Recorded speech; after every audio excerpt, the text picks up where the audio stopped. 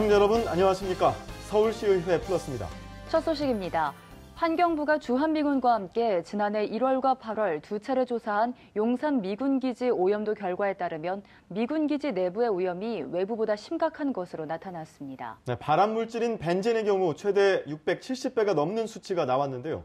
이와 관련해 미군의 정밀 조사와 정화 작업 책임에 대한 목소리가 나오고 있습니다.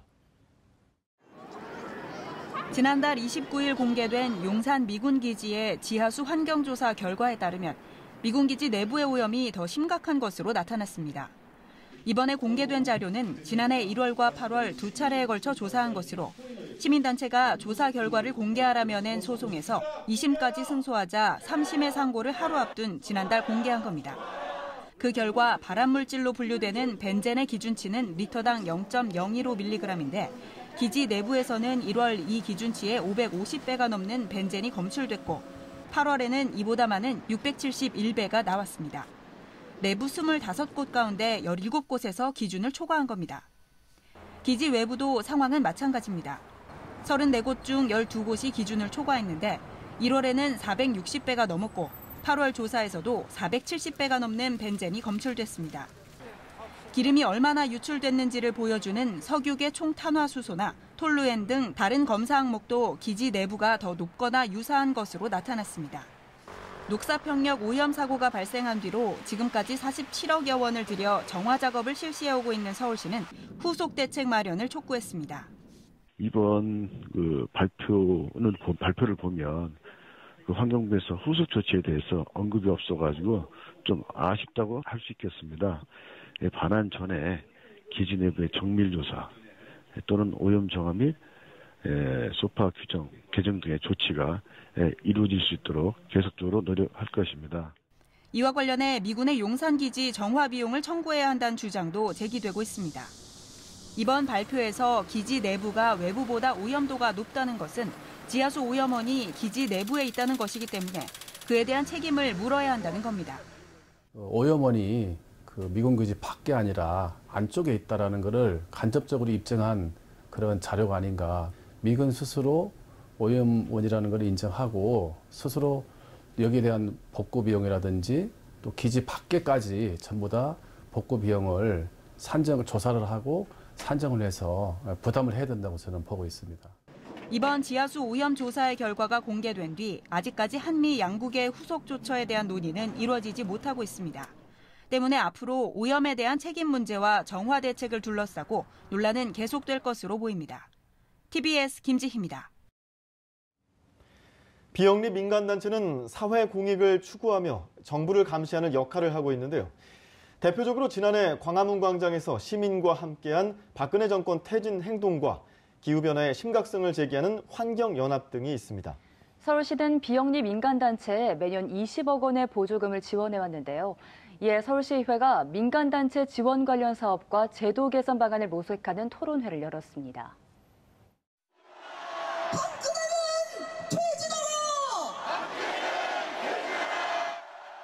지난해 10월 수천여 개의 시민단체들이 연합으로 활동한 박근혜 정권 퇴진 행동부터 기후변화로 인한 생태계 교란 문제를 제기하는 환경연합까지 이 같은 비영리 민간단체는 사회 공익을 추구하며 정부를 감시하는 역할을 하고 있습니다.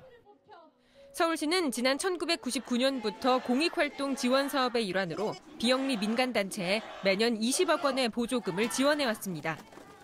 하지만 시민 혈세로 투입되는 금액 대비 성과가 미비하거나 보조금 지급의 투명성이 부족하다는 의문도 제기돼온 실정.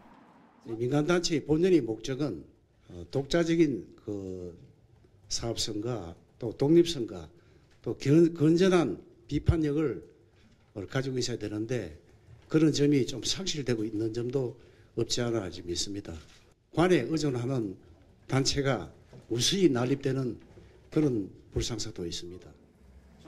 이에 따라 민간단체를 대상으로 한 공익활동 지원 사업의 실효성을 분석하고 제도 개선 방안을 모색하는 토론회가 열렸습니다. 우선 서울시의 지원 사업이 분석됐습니다.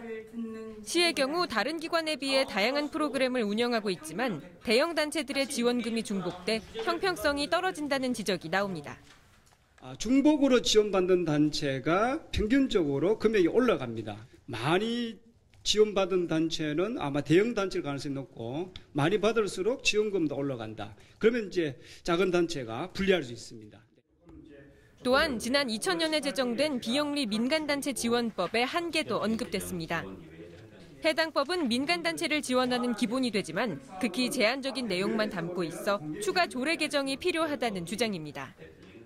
비영리 민간단체 지원법이 시민단체의 직간접적 지원을 하는 유일한 법률인데 이러한 법률이 반영하고 있지 못하는 시민사회의 여러 가지 현실들이 있습니다. 이러한 것들을 좀 넘어설 수 있는 기본법 제정의 필요성이 대두되고 있고요. 이 밖에 시민이 결정하는 지원제도 사업 등 시민 공익 활동을 촉진시키기 위한 다양한 방안이 논의됐습니다. TBS 구균진입니다.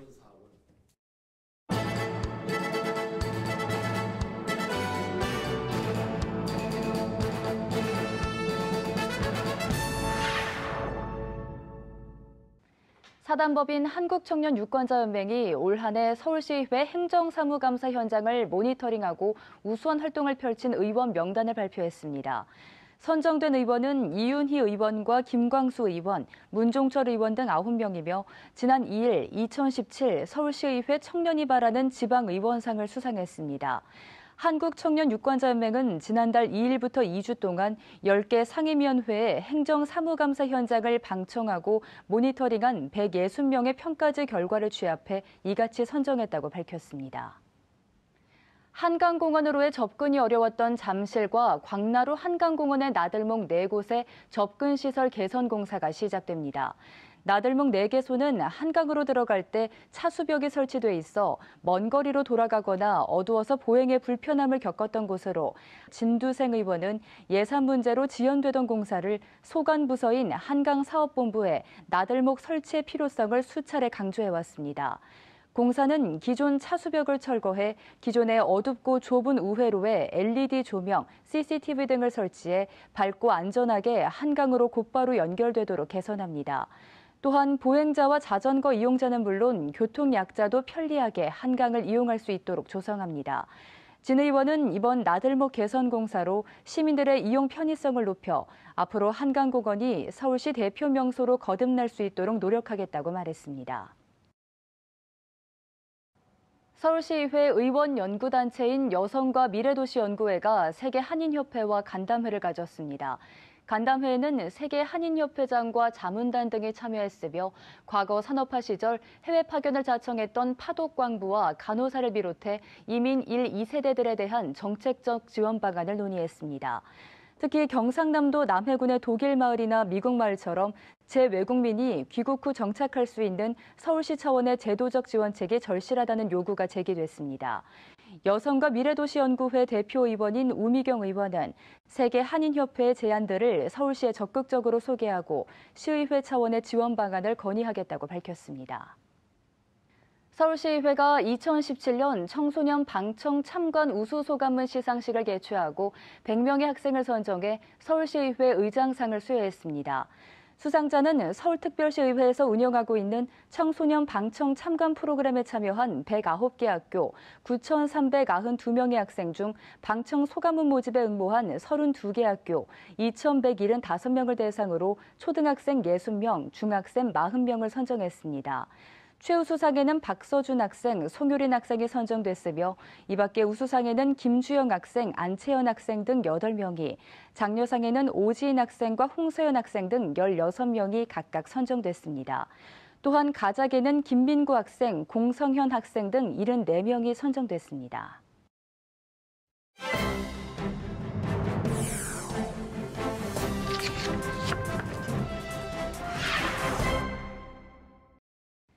지난 시간까지 의회 사용 설명서에서는 시민들의 안정적인 생활을 위해 많은 활동들을 펼치고 있는 상임위원회에 대해 알아봤는데요. 주거와 교통, 안전이 기반이 됐다면 시민들의 삶을 더욱 유연하고 윤택하게 만들기 위해 필요한 것들이 있을 것 같습니다. 오늘 알아볼 상임위원회는 어떤 곳들인가요? 네, 오늘은 교육과 문화를 책임지는 이 두 곳의 위원회에 대해 알아보려고 합니다. 교육과 문화는 그 어떤 것보다 시민의 생활과 가까우면서 더 나아가 한 시대를 그리고 그 도시를 그대로 반영하고 있다고 해도 과언이 아닙니다. 먼저 교육위원회에 대해 살펴보도록 하겠습니다. 교육위원회는 언제나 시민의 곁에서 서울시 교육 현장의 다양한 목소리를 듣고 올바른 교육정책 수립을 목표로 지난 2014년 출범했는데요. 서울시 교육청, 평생학습관, 서울시내 각 도서관 등의 소관 업무를 담당하고 있습니다. 미래 사회에 대비하는 인재를 육성하고 부패와 비리가 없는 투명한 학교를 조성해 학생과 학부모 모두 행복한 교육 현장을 만들기 위해 노력하고 있습니다. 제9대 교육위원회는 누리과정 예산의 국가 부담 문제와 국정 역사교과서 폐기 문제 등을 적극적으로 다뤘습니다. 이렇게 눈에 띄는 성과를 내기도 했는데요. 뿐만 아니라 학교 현장과의 소통을 강화하기 위해서 공익제보자 발생 학교와 식중독 발생 급식 학교 등을 중점 방문해 문제 해결을 주도하기도 했습니다. 그 결과 입학 관련 성적 부당 관리, 또 교원 채용 업무 부당 처리 등 24건의 비위 사실을 적발했고 부당 이득금에 대한 환수 등의 행정 조치를 실시했죠. 또한 최근 온라인을 중심으로 널리 퍼진 특정 집단, 이성, 사회적 약자에 대한 혐오와 차별 문제를 바로잡기 위한 고민도 깊었는데요.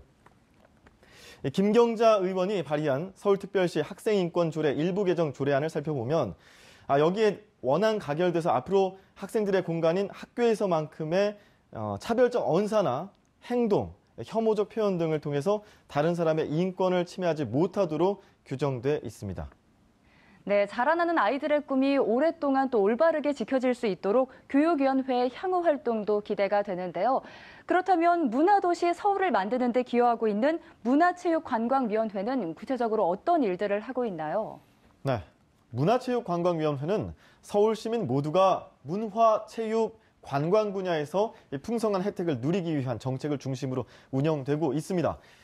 시민, 의회, 집행부 간의 원활한 소통을 통해 시민의 의견이 정책에 반영되는 열린 시정을 구현해 왔는데요.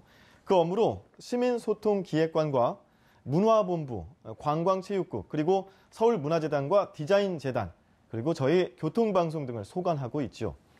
매해 정례회 기간 중 행정사무감사를 통해 서울시와 관계기관의 투명하고 공정한 운영과 예산 집행에 대해 꼼꼼하게 분석하고 합리적으로 방안을 제시하기 위해 노력하고 있습니다. 그중에서도 눈에 띄는 큰 성과 중에 하나, 바로 120 다산콜센터 이 재단의 출범인데요. 민간 위탁으로 운영되던 120 다산콜센터가 지난 5월 재단으로 정식 출범했습니다. 이를 통해 근무 여건 개선, 감정 노동자의 처우 개선, 고용 안전성 등을 다각적으로 심도 있는 논의가 가능하게 됐습니다.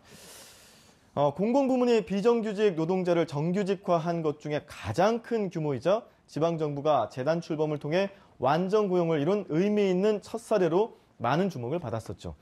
이 외에도 제9대 의정 활동으로는 서울특별시 체육복지진흥 조례안 등의 안건을 발의하고 심의 처리했는데요. 그 결과 스포츠 소외계층의 건강과 체력 증진을 위한 체육복지진흥사업의 제도적 근거가 마련됐고요. 체육복지진흥사업의 종사자들을 은퇴 선수, 생활체육 지도사, 또 스포츠 지도사 등 체육 관련 전문가로 활용해 체육 분야 인력의 일자리 창출에도 노력하고 있습니다.